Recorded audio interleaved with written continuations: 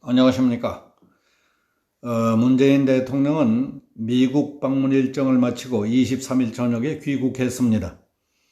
문 대통령은 귀국길 비행기에서 최고의 순방이었고 회담 결과는 더할 나위 없이 좋았다는 글을 페이스북에 올렸습니다.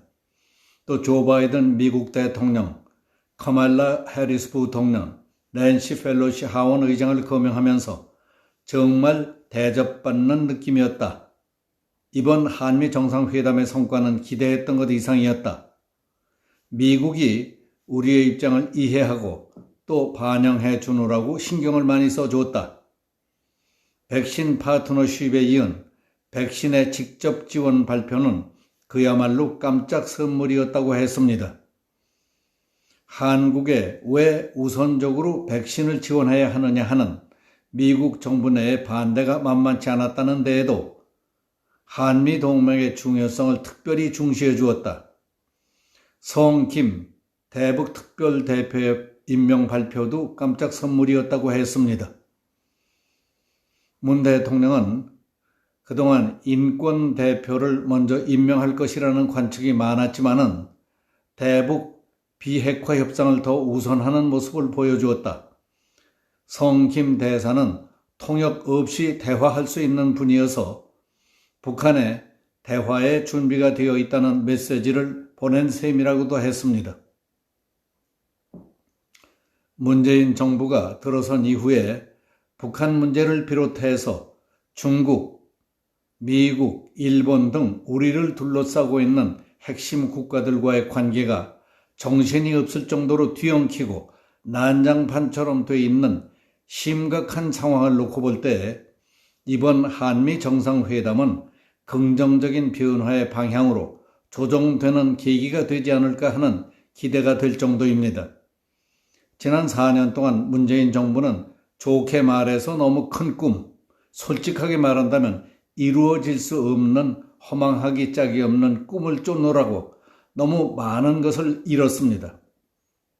잃은 것들이 많기 때문에 되찾을 수도 없게 되어버렸습니다.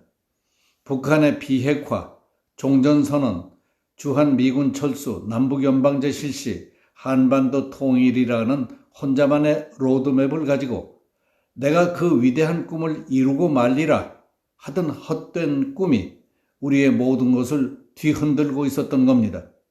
그런데 이번 한미 정상회담에서 미국 측이 문재인 정부를 향해 정신 차리라며 죽비를 내리쳤던 겁니다.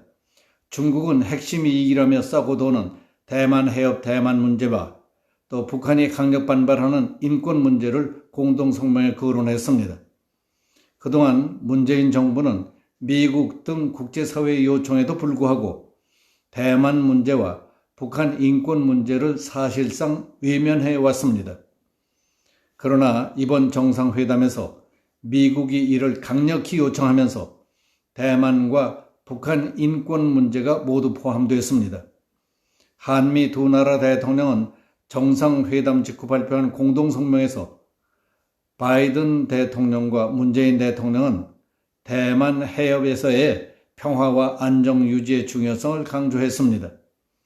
한미 공동성명에 대만이 명시된 것은 사실상 처음입니다.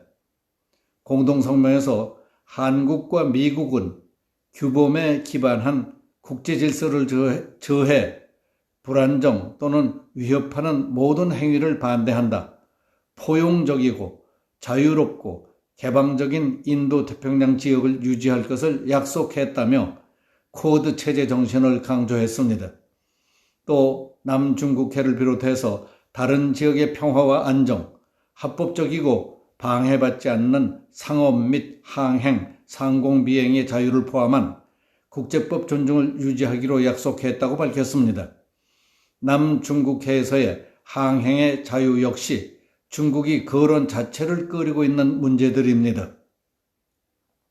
그동안 미국은 중국에 대한 압박 수위를 끌어올리기 위해서 각종 회담에서 대만 해협 문제를 거론했지만은 우리 한국은 중국의 반발을 염려해서 어떻게 해서든지 피하려는 태도를 보여왔던 것입니다.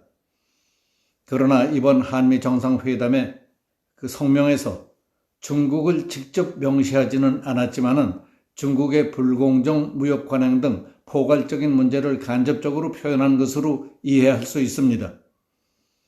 정상회담이 열리기 바로 전날까지도 회담의 핵심 의제와 직결되는 쿼드 문제와 관련해 조 바이든 행정부의 쿼드 참여 요청을 한국 정부가 거절했다는 뉴스가 전해졌습니다.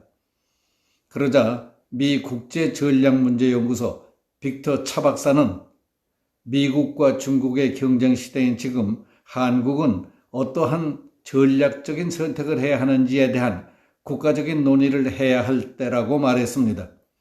한국은 미국이 주도하는 이니셔티브에 가입하면 중국이 부정적으로 반응하고 사드 논란 중에 그랬던 것처럼 경제적으로 보복할 것이라고 우려한다. 그러다가 한국은 앞으로 혼자서 중국을 상대하게 될 것인데 그것은 동료인 민주국가들과 함께 하는 것보다 훨씬 어렵다고 충고했습니다. 이 밖에 한미 상호 방위 조약에 따른 한국 방어와 한미 연합 방위 태세를 향상시킨다는 상호 공약을 재확인하고 합동 군사 준비 태세 유지의 중요성을 공유한다는 점을 다시 강조했습니다. 양측은 원자력의 안전, 핵 안보, 전 세계적 비확산이 보장된 원자력 기술 사용에 긴밀히 협력하는 것이 동맹의 핵심적 징표라는 것도 재확인했습니다. 중국의 팽창과 도전을 막고 인도 태평양 지역의 평화와 안정을 위해 미국이 적극적으로 밀어붙여 얻은 결과이긴 하지만은 한미 정상회담은 결과적으로 기대했던 것 이상의 성과를 얻은 것은 사실입니다. 빅터 차 박사의 말대로 미국과 중국이 가슴에 칼을 품고 경쟁하는 마당에 우리 한국은 언제까지 중국의 눈치를 보며 바지에 똥 싼 자같이 엉거주춤할 일이 아니라고 생각합니다.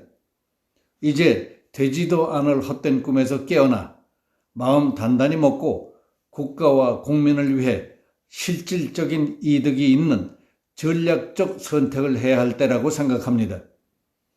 뒤늦게 이번 한미 정상회담에 결정적인 기여를 한 사람이 누구냐를 따질 필요는 없습니다.